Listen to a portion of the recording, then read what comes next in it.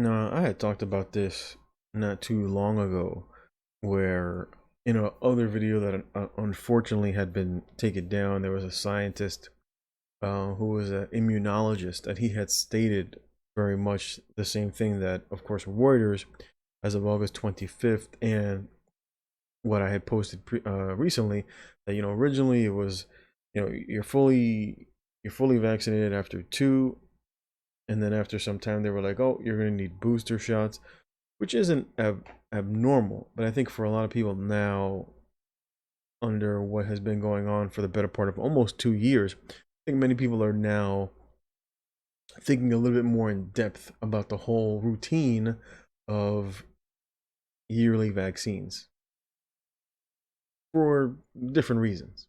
Some people may have a lack of trust over what's been going on recently.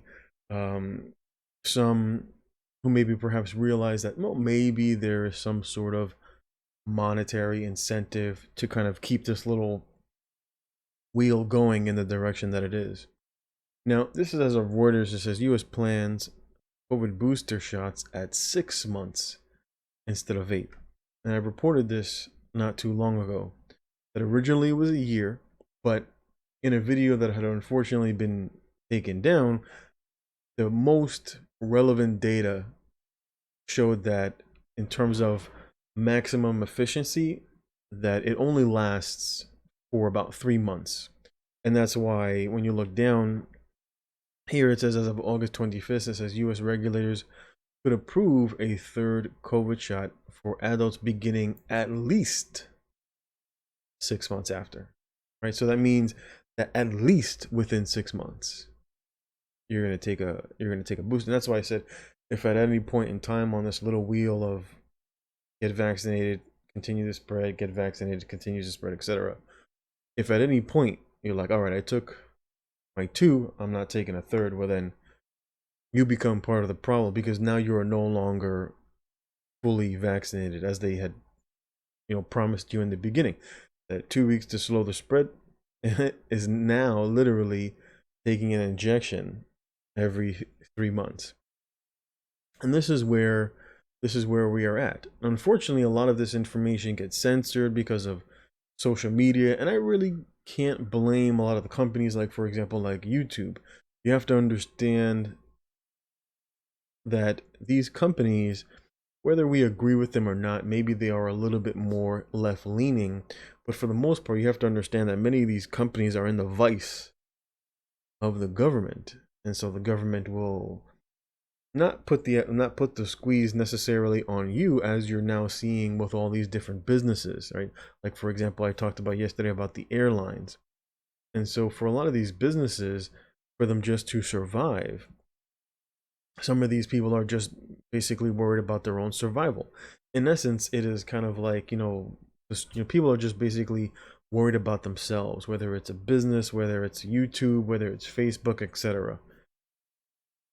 And for many of these entities are just being, weaponized against the people. And so you have to take a measure of leniency with many of these platforms that are just trying to, in essence, go along to get along. Otherwise, they then come into the scope of the state. And it's why it's primarily in the hands of the people, of how hard the people are going to push. If the people are just going to go along to get along and are just going to become fearful because I'm going to lose my job, or I'm going to lose my health insurance, etc., then we will just continue to march along into the same direction. You see, at the very beginning, the beginning is just fear. I think even de Blasio, if I can find the clip, I'll look for it. Look, human beings do well when they have carrot and stick. So a mandate helps people to realize it's time. FDA final approval on Pfizer said it's time. Now, the Biden administration could do something else that would really help us all move forward: speed the approval of the vaccine for the 5 to 11-year-olds. It's time for that. Look, if we can get that last piece done, because right now we can vaccinate kids 12 and up, and we're having a lot of success in New York City getting that done.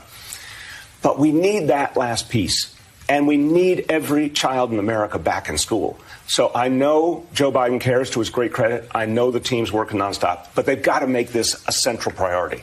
Get that vaccine ready for the 5 to 11-year-olds. And then there's not even a question anymore about our schools. Everyone in the school building at that point could be vaccinated, should be vaccinated.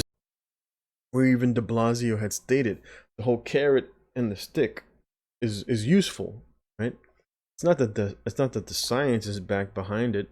It's that, well, we can offer people something that they might be interested in, right? You put the carrot out there. The carrot is freedom, right? And so people reach out and they go, oh, there's 2 weeks to slow the spread. Okay, right? Oh no, sorry, we got to do short-term lockdown. 2 weeks, we're gonna lock down real quick. No, actually, you know what? You got to take this one shot. You know what? Actually, it's 2 shots. You know what? It's not 2 shots. It's oh, you need a booster. Oh, it's not a booster every year. It's a booster every 6 months. Oh, it's not a booster every 6 months. Oh, it's a booster every 3 months. And this is the carrot on the stick that I talked about. But eventually, what happens is that the carrot on the stick only works for so many people. Some people will come to realize and be like, you know what? I'm much more skeptical. I'm not like these people who have been fear-induced and run out and fall over each other to take it. And so then comes more like of the incentives. All right, we're going to offer you some money. We're going to offer you a Bitcoin. We're going to offer you a Tesla. Right? What's it going to take for you to take it? And then, because you incrementally start to get more and more people, right? Maybe you get like 50% off of the fear. Then you start offering like a little bit of incentives. Oh, we're gonna, what is it that you're interested? We're gonna give you something, right? You want cheeseburgers? We'll give you a cheeseburger, right? There, De Blasio was offering, there was like Shake Shack and fries, burgers, shakes, etc. And so maybe you get some people, maybe the people who are really impoverished and homeless, they were offering, $100. Come out there and take it. We'll give you $100, right? And so maybe you incrementally get a little bit more people. Then you apply the pressure, right? Tell the employers, well, if you don't take it, then you can't come back to work. Tell the employers that if they don't take it, well, then you need to penalize them. Tell the employers, these individuals, need to get fired. You can't go into outdoor dining, right? If you want to come out, you want to enjoy the nightlife here in the city, well, you got to take it, right? So you incrementally get more and more people. It's not because these people believe in the science. It's because they become propagandized too, and then eventually some people just succumb to the propaganda, or some people succumb to the fear. And so this is basically where we are at. And then eventually, once you start to whittle people down, then you start to utilize the stick. And then eventually, for those who just don't want to take it, then you move on to this. Right, just in, it says Australia builds first quarantine facility, keep the community safe. And we'll go ahead and we'll take a listen to what these people are saying. This is a commitment by the Wagner family working with the Queensland government to say to the people of Queensland, we want to keep you safe. And the best way to keep you safe and to keep Delta out of Queensland is to build as quickly as possible a regional quarantine facility. I have listened to Queenslanders. I know how much they support a regional quarantine facility to be in Queensland. They want their community kept safe. That's what they're saying to me, and we are delivering it.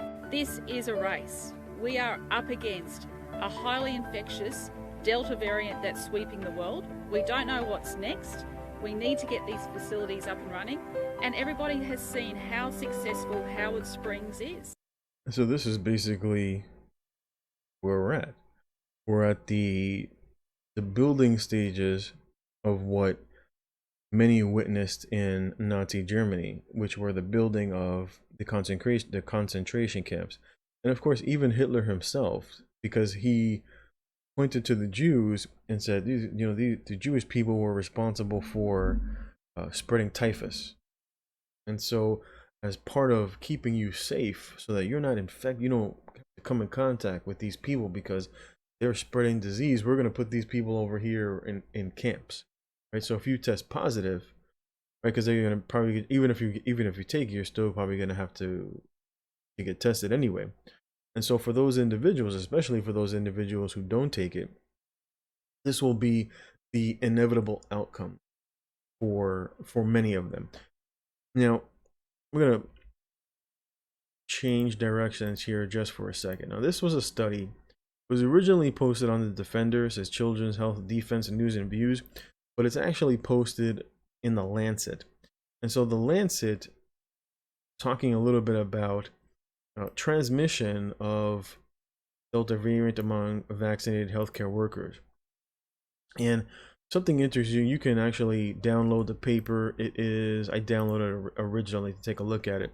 But you can take a look here. Just basically, the important thing they took about what it says here, 69 healthcare workers that had tested positive. There was a number of them that had tested positive for the virus. And this was 7 to 8 weeks after their second dose. And basically what they found was that the Delta variant infection cases were 251 times higher than those of the old strain. It's 251 times higher than those of cases infected with the old strain. And these are among individuals who had been vaccinated. So these were healthcare workers who were vaccinated who later on tested positive. And then basically the finding was that the virus was prevalent within their nostrils at a rate of 251 times more than the previous virus. And of course, this is post-vaccine, right? This is post-vaccine. There's another article here that you're welcome to take a look at. And this is basically on the MedRx. This is not a peer-reviewed yet. It has not been peer-reviewed, as it says right here. This is a reprint. Has not been certified by peer review, and of course one cannot make clinical guidelines off of articles that have not been peer reviewed, but it is coming out of BMJ and of course Yale.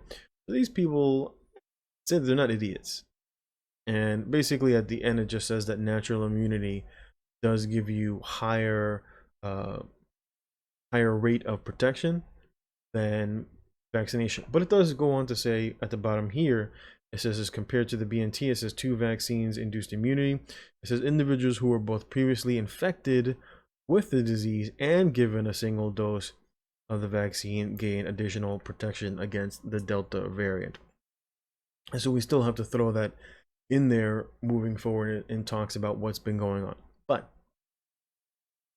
in places like, for example, according to the CDC, and of course the CDC had posted that as well right here, there was an outbreak, and overwhelmingly the vast majority of the individuals out in Massachusetts who were testing positive were those who were already vaccinated.